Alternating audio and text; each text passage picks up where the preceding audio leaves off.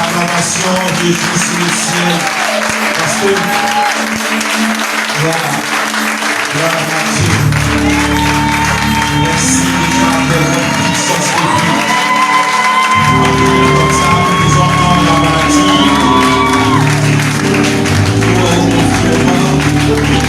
Et c'est la gloire de Dieu. Alléluia. Je le dis depuis un moment et je le retire encore. Aujourd'hui, avec cette situation planétaire, le mot est encore aujourd'hui situation planétaire, due au Covid-19, cette maladie qui s'appelle coronavirus, qu'est-ce qu'on peut retenir comme enseignement pour cette période où nous faisons partie de l'histoire de notre vie de foi et de notre vie de société en tant qu'Ivoiriens, Ivoiriennes ou vivant en Côte d'Ivoire. Demain, nous serons témoins privilégiés de ce que nous sommes en train de vivre, à raconter à nos enfants et petits-enfants. Quand nous pensons que des gens étaient témoins de la période de la guerre mondiale, de la peste, de d'autres maladies, quand nous étions encore plus jeunes, on a vu qu'en Côte d'Ivoire, il y avait épidémie de Guinée, on a eu épidémie de Pian, on a eu épidémie de variole, varicelle, toutes ces maladies-là. On a eu épidémie de choléra par moment en Côte d'Ivoire, c'était sectoriel. On a eu beaucoup d'épidémies. Mais cette épidémie-là est particulière parce que ce n'est pas circonscrit dans une localité de la terre, mais c'est sur toute l'étendue de la terre. Et ça n'est pas une personne, riche comme pauvre, président, comme dernier des citoyens d'une nation. Que tu sois blanc, que tu sois noir, que tu sois enfant, jeune, adulte, cette maladie n'est pas une personne. Si tu es sur son chemin, elle te cogne, si tu ne fais pas attention, elle te détruit, elle te limite.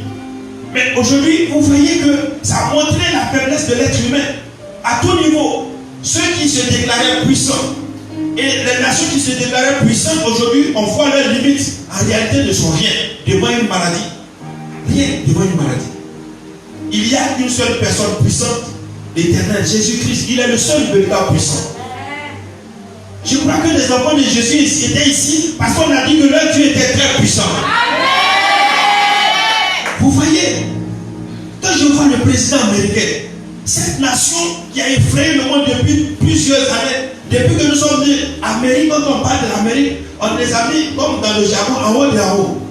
Mais aujourd'hui, là-bas, le chiffre de mortalité est plus élevé que partout dans le monde. En Chine, là où il y a eu la déclaration de ce mal, ça a baissé. L'Italie qui a été très secouée, ça a baissé. Oh, je ne sais pas si vous faites attention à cela. Ceux qui se croyaient forts sont devenus faibles face à une maladie. L'Afrique était le continent le plus faible, où on avait prédit le carnage du coronavirus, la catastrophe, l'extermination même de l'Afrique était prédite à travers cela. Oh, gloire à Dieu. Quelqu'un peut dire gloire à Dieu avec moi. Notre pays, je peux dire un pays, l'Afrique, les Africains sont sur le continent africain. C'est le pays des Africains, le continent des Africains. Mais ce continent enregistre le taux le plus faible de mortalité dans l'ensemble. Et la maladie est, je peux dire, neutralisée ici. Pas parce que les Africains sont forts, pas parce que les Africains avaient des moyens de lutte. Il n'y avait même pas de système sanitaire adéquat pour faire face à cette pandémie. Et tout le monde avait prédit la catastrophe pour nous. Oh, gloire à Dieu. Et aujourd'hui, avec le temps, on a vu que dans notre faiblesse, notre force était en Jésus-Christ. Notre force était en Jésus-Christ. Jésus-Christ a été la force de l'Afrique. Et cette Afrique tient jusqu'à maintenant.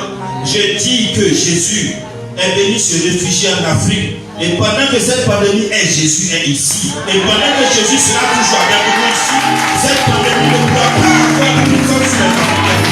Et je bénis le Seigneur. Alléluia. C'est pourquoi, frères et sœurs, frères africains de partout le monde qui nous suivaient, qui nous écoutaient, nous avons notre rôle à jouer. Nous devons croire que Dieu ne nous a jamais laissé tomber et ne nous a jamais abandonnés. Il y a un temps pour chaque chose. S'il a permis que ces gens-là se développent à partir de l'Afrique et qu'aujourd'hui, pendant qu'on a besoin de ne peut rien faire pour nous, croyons que nous, c'est l'heure pour nous de nous lever puissamment pour nous développer désormais. Le temps de développement est fini, mais c'est le temps du développement de l'Afrique qui a sonné.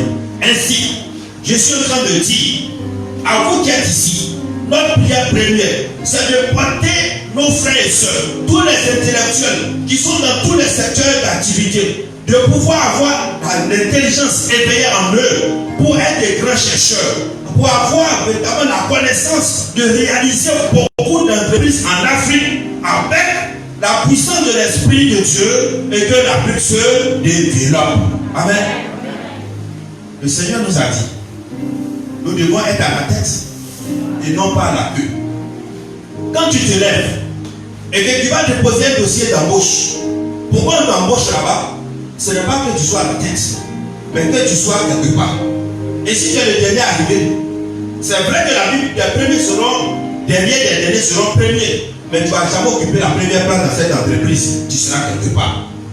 Je suis en train de parler pour que tu saches, pour être à la tête, il faut que tu sois propriétaire de ta chose. Pour être propriétaire de ta chose, il faut être peut-être d'une connaissance dans un domaine donné. Ainsi, tu peux te réaliser dans ce domaine. Si tu veux devenir transporteur, il faut que tu maîtrises le système du transport et quand tu t'investis dedans, ton entreprise de transport, dans sa prospérité, te permet d'être à la tête des transporteurs en Côte d'Ivoire. Mais dans un premier temps, parce que tu es propriétaire d'une entreprise de transport, tu es à une tête et non pas à toutes les têtes, mais tu es responsable. Tu peux aider l'État de Côte d'Ivoire et aider les frères et sœurs à pouvoir avoir de l'embauche. C'est toi qui dois éliminer le chômage en Côte d'Ivoire. C'est toi qui dois éliminer le chômage en Côte d'Ivoire.